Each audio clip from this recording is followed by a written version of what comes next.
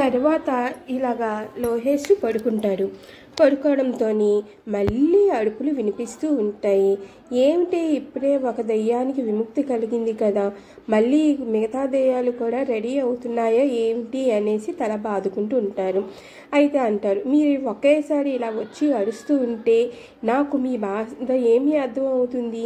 ఒక్కొక్కరు రండి, మీ స్టోరీ చెప్పండి, అంతేగాని ఇలాగ అందరూ వచ్చి అరుస్తుంటే మీ అరుపులకి నా తల పగిలిపోతుంది, రక్తం కారుతుంది అని చెప్తారు లోకేష్.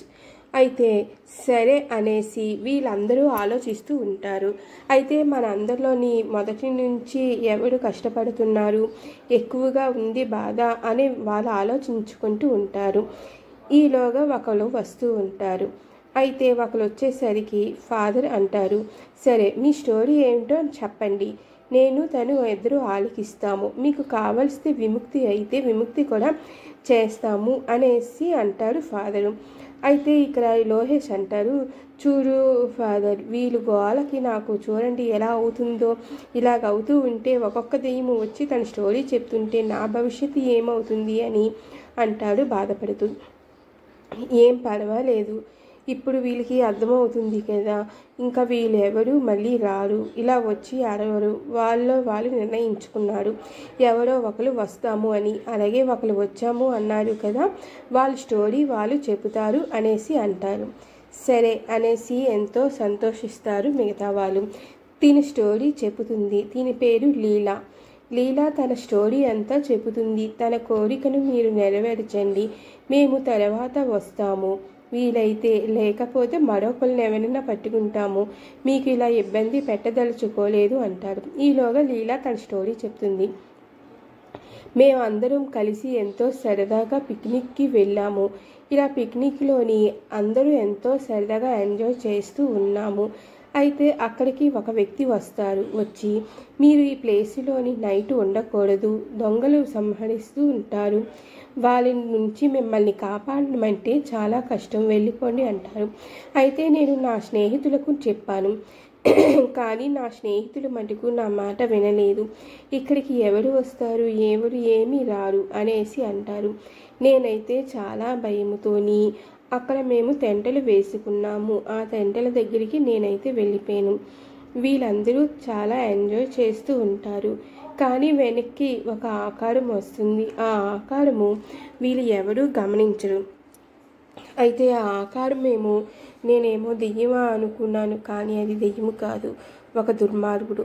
ఆ దుర్మార్గుడు వచ్చి నా మిగతా స్నేహితులను చాలా దారుణముగా చంపేసి మిగతా లేడీ వాళ్ళని పట్టుకుని పాడిపోయారు.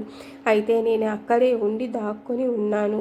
నేను ఎక్కడైనా బయటకు పడితే మళ్ళీ ప్రాబ్లం అవుతుందేమో అనేసి నేనైతే నా స్నేహితులను నా ముందే వాడు అలాగా ఏమి చేసినా ఏమీ చెయ్యలేక భయంతో ఉండిపోయాను అనేసి చెబుతుంది లీలా. అయితే వీళ్ళంటారు, మరి నీ స్నేహితులను నువ్వు రక్షించడానికి ఏమీ చేయలేకపోయావు, కానీ నువ్వు వాళ్ళని ఏదో విధంగా రక్షించే ప్రయత్నం చేయవచ్చు కదా అంటే, నేను ఎలా ప్రయత్నం చేయగలను, వాళ్ళు అంతమంది ఉన్నారు, వాళ్ళే రక్షించుకోలేకపోయారు, నేను ఒక్కదాన్ని ఏం చేయగలను, నన్ను కూడా వాళ్ళు అలాగే చంపుదురు కదా అన్నారు. మరి నువ్వు దెయ్యం ఎలాగ అయ్యావు అనేసి అంటే, చెప్తాను నీకు, ఈ స్టోరీ అంతా చెప్తాను. అయితే నేను అక్కడ నుంచి వెళ్ళిపోయి మా ఊరు వెళ్ళిపోయాను. మాది ఒక పల్లెటూరు, చాలా చిన్న ఊరు. తోవలు కూడా చాలా, మనం ఎటు వెళ్ళినా మనం ఈ తోవకి అందుకుంటాము హ్యాపీగా. ఇలాగే సరదాగా నేను త్వరగా ఇంటికి వెళ్ళిపోతున్నాను. కానీ నన్ను ఒక వ్యక్తి చూశారు. అయితే వీళ్ళని చంపడం వాళ్ళ ఫేస్ చూసారేమో అనుకున్నారు. అయితే నేనైతే వాళ్ళ ఫేస్ కూడా చూడలేదు, కానీ వాళ్ళకి మటుకు అర్థం కాలేదు. అయితే ఇలాగా నాకు పెళ్లి సంబంధం సెటిల్ అయ్యింది. పల్లెటూరులో పెళ్ళిళ్ళంటే ఎంతో సరదాగా సంబరాలు చేసుకుంటాము కదా, అలాగే సంబరాలతోని రోజుకొక పండగలాగా ఎంతో సరదాగా అందరూ కలిసిపోయి ఎంతో హ్యాపీగా చేసుకున్నాము. కానీ కొంతమంది దొంగలు వచ్చారు. వచ్చి అక్కడ ఉన్న బంగారం అంతా దోచుకొని వెళ్ళిపోయారు. అయితే పెళ్లి కొడుకు వాళ్ళు బంగారం ఏమీ పెట్టలేనప్పుడు మీ అమ్మాయి మాకు ఎందుకని వదిలేశారు. పెళ్ళి క్యాన్సిల్ అయిపోయింది. అయితే ఈ అవమానము తట్టుకోలేక చాలా బాధపడుతూ ఉన్నాము. కానీ మాకు ఎందుకు ఇలా జరిగింది ఏమిటి అని నాకు అర్థం కాలేదు. చాలా బాధపడ్డాను. తరువాత మరొక సంబంధం చూశారు. వాళ్ళైతే డబ్బుకు మాకు ఆశ లేదు, మేము పెళ్లి చేసుకుంటాము అనేసి అన్నారు. దానికి మేము ఎంతో సంతోషించాము. సరే కదా అనేసి మళ్ళీ ముహూర్తాలు పెట్టారు. మళ్ళీ అందరూ ఎంజాయ్ చేద్దాం అనుకున్నారు. కానీ మళ్ళీ ఏమవుతుందా అని ఎవరు మటుకు వాళ్ళు ఉండిపోయారు. ఇలాగే పెళ్ళి అన్నీ చేసి ఇలాగే పెళ్ళి కూడా చేశారు. కానీ పెళ్ళి అయ్యాక తెలిసింది వాళ్ళు నా ఫ్రెండ్స్ని చంపిన దుర్మార్గులు అనేసి. అందులో ఒకడు చెప్పారు, నేనే నీ ఫ్రెండ్ని చంపాను, నిన్ను చంపుదామనుకుంటే నువ్వు దొరకటం లేదు, అందుకే నిన్ను పెళ్లి చేసుకొని ఈ విధంగా ఉంచాము. ఇప్పుడు నా స్నేహితులతో పాటు నేను కూడా అనేసి అంటారు. వెంటనే నేను తప్పించుకొని పాడిపోయి ఈ సంగతి అంతా మా వాళ్ళందరికీ చెప్పాను. అయితే వాళ్ళందరూ ఏకమై వచ్చి తనని కొట్టడానికి ప్రయత్నించారు. కానీ తనతో పాటు చాలామంది ఉన్న వ్యక్తులందరూ వచ్చారు. ఇలాగ ఒకరిని ఒకరు కొట్టుకుంటూ నూతులోని పడేశారు అందరినీ. చివరికి నన్ను మటుకు వదలలేదు. తన స్నేహితులతో పాటు వారు కూడా నన్ను దారుణంగా చంపేశారు. అయితే నేను ఆత్మగా ఏం చేయను, నేను ఆత్మగా తిరుగుతున్నాను. నా వల్ల చనిపోయిన వాళ్ళందరికీ కూడా ఆత్మ విముక్తి కలగాలి అంటే వీళ్ళందరినీ చంపాలి అని నిర్ణయించుకున్నాను. అలాగే కొంతమందిని చంపేశాను.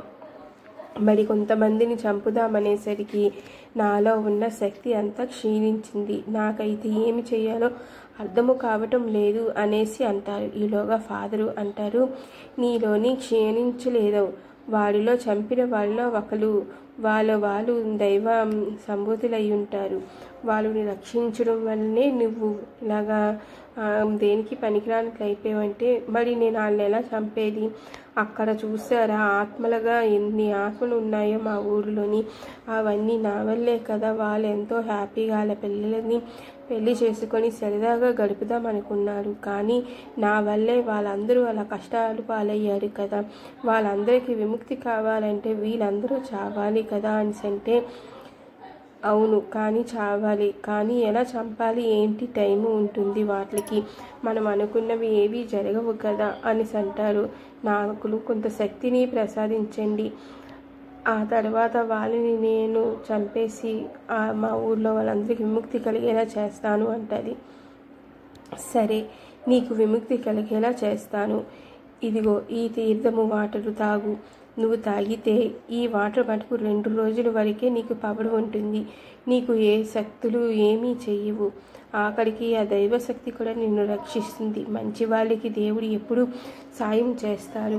నువ్వు ఇది తాగేసి వెళ్ళి 2 రోజుల్లో మటుకు నువ్వు ఎంతమందినైతే అంతమందినే తప్ప మిగతా వాళ్ళని ఏమీ కాదు. చేతనైతే వాళ్ళని మార్చేలా ప్రయత్నించు, చంపకుండా చివరి వరకు ప్రయత్నించు. అవ్వకపోతే అప్పుడు నీ నిర్ణయం తీసుకో అంటే, సరే ఫాదర్ మీరు చెప్పినట్లే నేను వాళ్ళని మార్చడానికే ప్రయత్నిస్తాను అని అక్కడ ఉన్న వాటర్ తాగేసి మాయమైపోతుంది. అయితే లీలా మాయమైపోయి అక్కడికి వెళ్ళి అక్కడ ఉన్న దుర్మార్గులు మరికొంతమందిని చంపడం చూస్తారు. అయితే తిను వాళ్ళందరినీ జరిపిస్తూ ఉంటుంది. మీ వల్ల చనిపోయిన నేను ఆత్మగా మారాను, మిమ్మల్ని చంపేస్తాను అని అంటే, నువ్వు మమ్మల్ని ఏమీ చేయలేవు, మాకు తాయెత్తులు ఉన్నాయి, నువ్వేమి చేయలేవంటే తన శక్తి ద్వారా ఎంతో హింసించడం ప్రారంభిస్తుంది. కానీ వాళ్ళు మారరు. నువ్వు హింసించినా పర్వాలేదు, ఆడదాని ద్వారా హింసిస్తే మాకు సంతోషంగా ఉంది, అది దెయ్యం ద్వారా అనేసి ఎంత హ్యాపీగా ఉంది అనేసి అంటే, ఒరే మిమ్మల్ని ఇంకా నేను హింసించనురా, చంపేస్తాను అని అతి దారుణంగా చంపేస్తూ ఉంటుంది. అయితే వీరందరిలోని కొంతమంది చనిపోయాక కొంతమంది మారుతారు. మమ్మల్ని క్షమించు తల్లి, మేము ఇంకా ఇలాంటి తప్పులేమీ చేయము, మేము ఎక్కడైనా పని చూసుకొని సంతోషంగా ఉంటాము, ఇంకా ఎవరైనా ఏమైనా చేసినా మేము వాళ్ళని హింసిస్తాము అనేసి అంటారు. సరే, మీలో మార్పు రావడమే నాకు కావాలి. మీరు కానీ మారలేదు అని తెలిస్తే మడి క్షణమే నేను ఇక్కడికి వచ్చి మీ ఫ్రెండ్స్ కన్నా దారుణంగా మిమ్మల్ని చంపేస్తాను అనేసి అంటారు. లేదు లేదు, మేము మారుతాము అనేసి మీ ఊరిలోనే మీరు ఆత్మలుగా తిరుగుతున్న ఆ ఇంటిలోనే మేము నివసిస్తాము, మా తప్పుని క్షమించండి అని అంటే, సరే మా ఊరికి వెళ్ళండి, మా ఊరిలో వాళ్ళందరితో కలిసి ఉండి అని అంటే సరే అనుకుని వెళ్తారు. ఆ ఆత్మలందరినీ క్షమాపణ కోరుకుంటారు. మేము మీ ఇంటిలోనే నివసిస్తాము అంటే ఆ ఆత్మలు కూడా ఎంతో సంతోషిస్తాయి. అయితే ఆ ఆత్మలతో పాటు వీళ్ళు కూడా కలిసి ఉంటారు. అయితే ఆత్మలు అంటారు, మీరు కానీ తప్పు చేస్తే మా లీలా కాదు, మేమే చంపేస్తాము అంటే, లేదు మేము మారాము కనుకే మీతో కలిసి ఉన్నాము, లేకపోతే మేము మా దాడి చూసుకొనే వెళ్ళిపోతాము కదా, ఇక్కడ ఉంటామని ఎందుకు అన్నాము మీతో కలిసి అని అంటారు. సరే అనేసి అక్కడ ఉంటారు. ఉండి వీళ్ళు కూడా ఇలాగే సంబంధం అది చూసి ఇలాగే పెళ్లి సంబరాలతో ఆత్మలు వీళ్ళు మనుషులు కలిపి ఎంతో సరదాగా గడుపుతూ ఉంటారు. ఆ ఆత్మలుగా ఉన్న ఆత్మలు ఈ పెళ్ళి అది చక్కగా కలిసి వీళ్ళు సంతోషంగా ఉండడం చూసి వాళ్ళు కూడా సంతోషించి అక్కడి నుంచి వెళ్ళిపోవడానికి వాళ్ళ ఆత్మలకు విముక్తి కలుగుతూ ఉంటాయి. అయితే లీలా ఇలా ఫాదర్ దగ్గరికి వచ్చి మొత్తం చెప్తుంది. మీ వల్లే ఆ సగం మంది చంపేసిన సగం మంది మారారు, మా వాళ్ళతో కలిసి సరదాగా ఉంటున్నారు, ఇంకా నాకు విముక్తి ఎప్పుడు కలుగుతుంది అని అంటే, మీ వాళ్ళందరూ విముక్తి కలిగాకే నీకు కూడా విముక్తి కలుగుతుంది అనేసి అంటారు. అలాగా అనేసి ఇలాగ ఎన్నాళ్ళు ఏమిటో అనేసి అనుకుంటూ ఉంటుంది. తను కూడా అక్కడికి వెళ్ళిపోయి ఉంటుంది. అలాగే ఇలాగా కొన్ని నెలలు రోజులు గడుస్తాయి. ఇలాగ గడిచేసరికి వీళ్ళందరూ సరదాగా ఉండి ఒక్కొక్క ఆత్మ మాయమైపోతూ ఉంటుంది. వారి యొక్క సంతోషము, వాళ్ళ పుట్టే పిల్లలకు వీళ్ళ పేర్లు పెట్టుకోవడము, వీళ్ళని అందరినీ సరదాగా ఉండడం చూసి ఆ ఆత్మలు అన్నీ మాయమైపోతూ ఉంటాయి. చివరికి లీలా ఫాదర్ దగ్గరికి వచ్చి నాకు విముక్తి కలిగింది, నేను మాయమైపోతున్నాను, నాకు విముక్తి కలుగుటకు మీరే కారణమని వాళ్ళకి నమస్కారం పెట్టి తను మాయమైపోతుంది. అయితే లోకేష్ ఇలాగ అంటారు, స్వామీజీ ఫాదర్ మీ వల్ల 2 ఆత్మలకు విముక్తి కలిగింది, నువ్వు భయం పడకు, మరొక ఆత్మ రెడీ అయిపోద్దేమో చూసుకుంటే, అమ్మో మళ్ళీ అడుపులు భరించలేను, నాకు నొప్పి వచ్చేస్తుంది, చివరికి నేను చెవుడు అని అయిపోతానా ఏమిటో అనేసి అంటారు.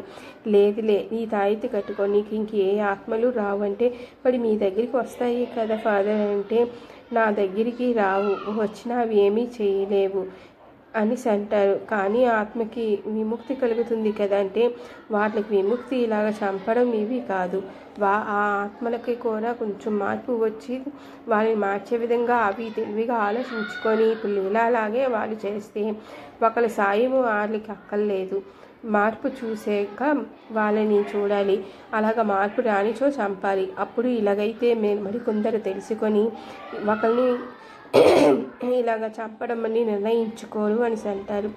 అయితే దైవ గుడిలకి ఆత్మలన్నీ వెళ్ళి ఇలాగ వారి బాధని చెప్పుకుంటారు. అప్పుడు దేవుడి అనుగ్రహము కూడా కలుగుతుంది. అయితే వారిని మేము చంపము, మార్పు వచ్చే వరకు చూసుకుంటామని ఆత్మలందరూ ఆ దేవుడి దగ్గర అనుకొని ఆత్మలన్నీ వెళ్ళిపోతాయి. ఓకే ఫ్రెండ్స్, మీకు ఈ స్టోరీ నచ్చుతుంది అనుకుంటున్నాను. Bye friends, bye. మరొక స్టోరీతో మళ్ళీ కలుద్దాం. బాయ్. ఎవరైనా న్యూ ఉంటే please like and subscribe. Bye friends, bye.